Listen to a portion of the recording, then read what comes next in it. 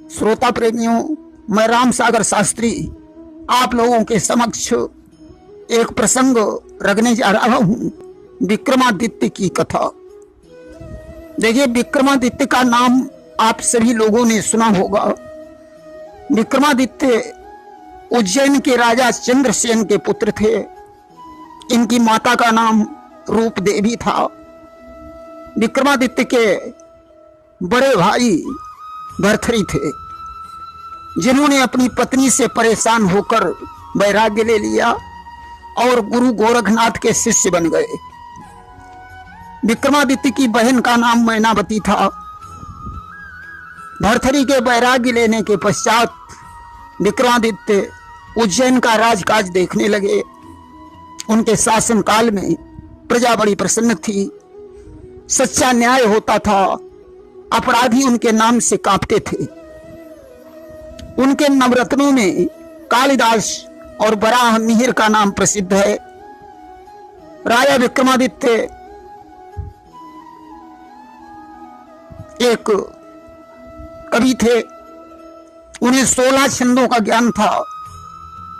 राजा विक्रमादित्य की 5 पत्नियां थीं, जिनमें मदन सुंदरी और चंद्रवती का नाम प्रसिद्ध है। इनके 2 पुत्र और 2 पुत्रियों का प्रमाण मिलता है। विक्रम बैताल और सिंहासन बत्तीसी में विक्रमादित्य से जुड़ी हुई अनेकों कहानियां हैं। हमारा संवत्सर विक्रमादित्य के नाम से ही चलता है। देखिए, बैताल 25 में विक्रमादित्य एक बैताल को बंदी बनाते हैं। बनाना चाहते हैं, परंतु बैताल उन्हें उलझन भरी कहानी सुनाकर एक प्रश्न पूछ देता है, जिसमें राजा चकरा जाते हैं।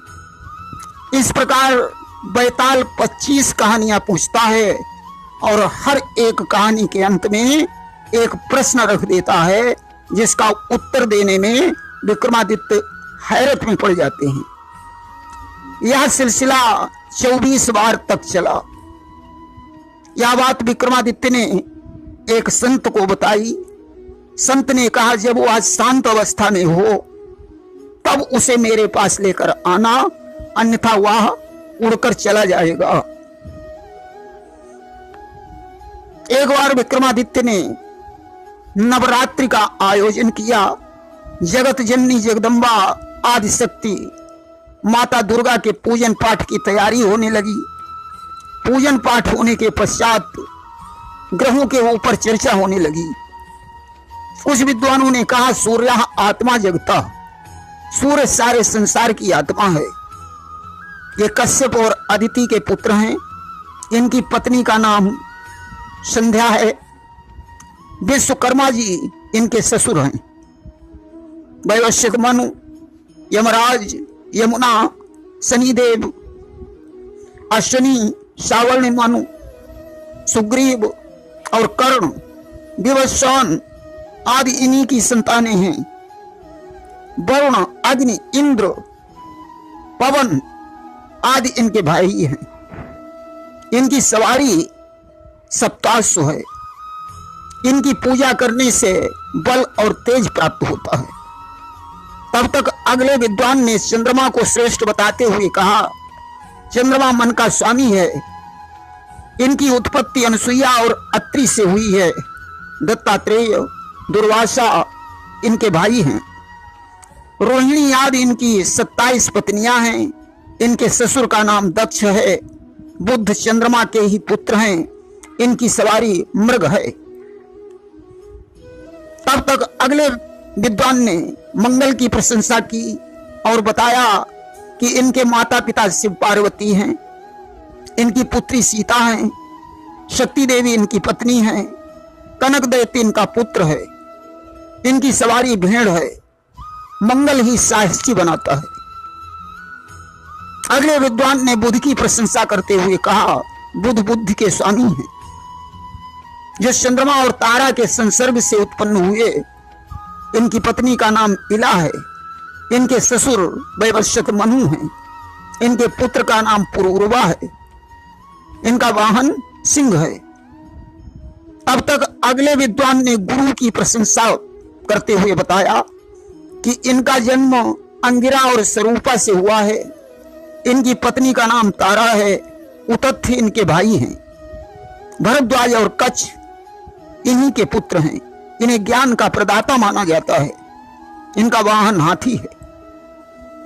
तब तक एक विद्वान ने शुक्र की प्रशंसा की कि शुक्र सुख और शांति के कारक हैं। इनका जन्म भृगु और दिव्या से हुआ है। इनकी पत्नी का नाम ओजस्वती है। देवयानी इन्हीं की पुत्री थी। षंड और अमर्क इनके पुत्र हैं। इनकी सवारी अश्व है। तब तक एक विद्वान ने कहा, राहु अगर रुष्ट है तो सब कुछ बेकार हो जाएगा। कुंडली के जिस भाव में यह बैठता है उसी का नाश कर देता है। ये विप्रचित्ती और सिंहिका का पुत्र है। इसकी पत्नी का नाम कराली है। इसी का धड़ केतु के नाम से प्रसिद्ध हुआ। इसकी सवारी कुत्ता है। तब तक एक विद्वान ने शनि की प्रशंसा की। उसने कहा, शनि न्याय धर्म और दंड के स्वामी हैं। इनका जन्म सूर्य और छाया से हुआ। इनकी 8 पत्नियां हैं। भद्रा इनकी बहन है। यमराज, यमुना, कर्ण, सुग्रीव इनके सौतेले भाई बहन हैं। इनकी सवारी कौवा है। कृष्ण भक्त होने के कारण जब इनकी पत्नी धामिनी ने संतान की कामना से इन्हें डिस्टर्ब किया तो इन्होंने उसे निसंतान होने का श्राप दे दिया। पत्नी ने भी इन्हें श्राप दे दिया कि जिस पर तुम अपनी दृष्टि डालोगे उसका विनाश हो जाएगा। दामिनी चित्ररथ की कन्या थी। शनि की पत्नियों का नाम लेने से शनिदेव प्रसन्न होते हैं, जिनके नाम इस प्रकार हैं, ध्वजिनी, धामिनी, कंकाली, कलहप्रिया, कंटकी, कलही, तुरंगी, महिषी और अजी। इनके नाम से जो अष्ट दीप जलाता है शनिदेव उस पर बहुत प्रसन्न होते हैं। विद्वानों ने कहा, राजन, शनि ने सूर्य और गुरु को भी दंड दिया है। विक्रमादित्य की कुंडली के 12वें भाव में शनि बैठा था। उन्होंने कहा, राजन, 12वें भाव में शनि खराब माना जाता है, इसलिए तुम शनिदेव की पूजा करो। राजा ने कहा, कुछ भी हो, मैं शनिदेव की पूजा नहीं करूंगा। इस बात पर शनिदेव रुष्ट हो गए और उन्होंने प्रतिज्ञा की कि विक्रम जब तक हमारी पूजा नहीं करेगा तब तक मैं इसे दंड देता रहूंगा। एक बार की बात है, महाराज विक्रमादित्य का सुंदर दरबार लगा हुआ था। सभी सूर सरदार दरबार में उपस्थित थे। तब तक एक अश्व विक्रेता आ गया। उसने कहा, राजन, आपके उज्जैन नगर में कोई ऐसा व्यक्ति नहीं मिला जो मेरे घोड़े को खरीद लेता। विक्रमादित्य ने कहा, इस घोड़े की क्या विशेषता है? विक्रेता ने कहा, राजन, यह घोड़ा एक छलांग में आपको आकाश में ले जाएगा और दूसरी छलांग में पृथ्वी पर ले आएगा। राजा ने कहा, लाओ पहले सवारी करके देखता हूं। ज्यों विक्रमादित्य सवार हुए, घोड़ा उन्हें आसमान में लेकर उड़ गया, दूसरी छलांग में पृथ्वी पर ले आया और एक जंगल में ले जाकर राजा को पटक दिया। घोड़ा अंतर्ध्यान हो गया। राजा के बहुत चोट आई। अब तो जंगल से निकलने का रास्ता भी नजर नहीं आ रहा था। घोड़े का विक्रेता और कोई नहीं बल्कि शनिदेव ही थे। राजा घायल अवस्था में जंगल में पड़ा हुआ था। तब तक डाकू आ गए। उन्होंने राजा को मारा पीटा और उनका मुकुट छीन लिया। जैसे तैसे राजा वहां से बाहर निकला और पानी पीने के लिए ज्यों एक नदी में घुसा। अब तो नदी की धारा में राजा बह गया। जैसे तैसे किनारे लगा। उसने नदी के तट पर एक वृक्ष देखा, उसके नीचे बैठ गया। उसे बहुत भूख लगी थी। उसने सामने देखा एक दुकानदार बैठा है। दुकानदार ने उसे अपने पास बुलाकर कहा, आप भूखे प्यासे होंगे, चलो मैं अपने घर ले चलता हूं। घर में ले आया, विक्रमादित्य को खाना पीना खिलाया और विचार किया कितना सुंदर राजकुमार है, क्यों न अपनी पुत्री का विवाह इसके साथ कर दिया जाए। उसने अपनी पुत्री को परीक्षा लेने के लिए रात्रि में विक्रमादित्य के कमरे में भेजा। उसने विक्रमादित्य को जगाया और अपने गहने उतार कर खूंटी में टांग दिए और वहां से चली गई। विक्रमादित्य ने देखा वो सारे गहने खूंटी निकल गई। लड़की ने प्रातः काल जाकर देखा तो गहने गायब थे। उसने अपने पिता को बुलाया और कहा, पिताजी यह चोर है, इसने मेरे गहने चुरा लिए। विक्रमादित्य को राजा के हवाले कर दिया गया। राजा ने सिपाहियों को आदेश दिया, इसके दोनों हाथ काट लिए जाएं। विक्रमादित्य के दोनों हाथ काट लिए गए।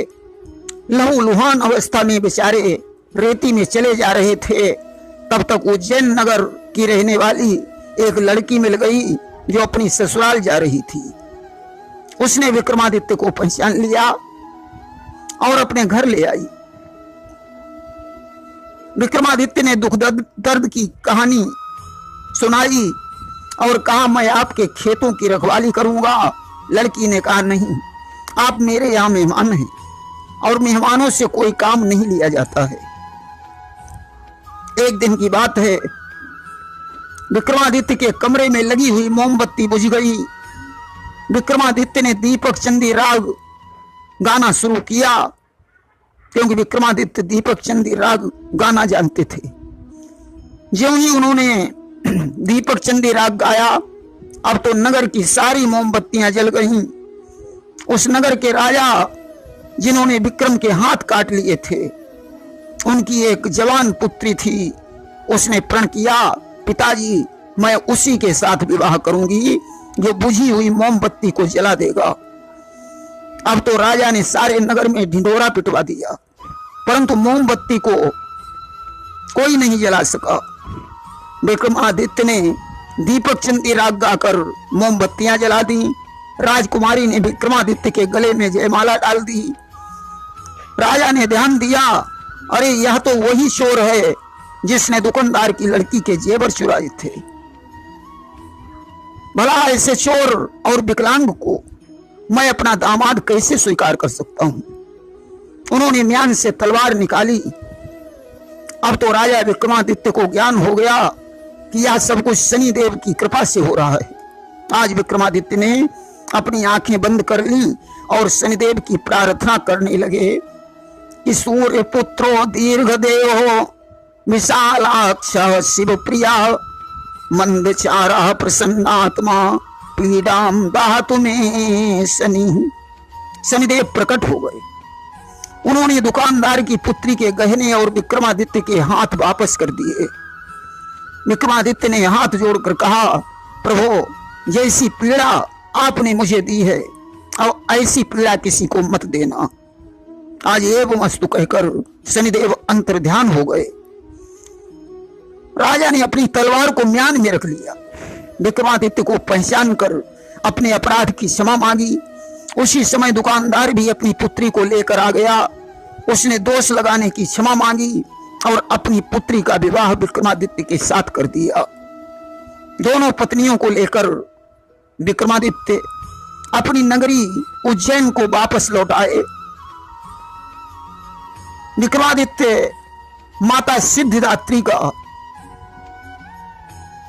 हर वर्ष सिर काटकर पूजा करते थे और उनका सिर फिर से जुड़ जाता था।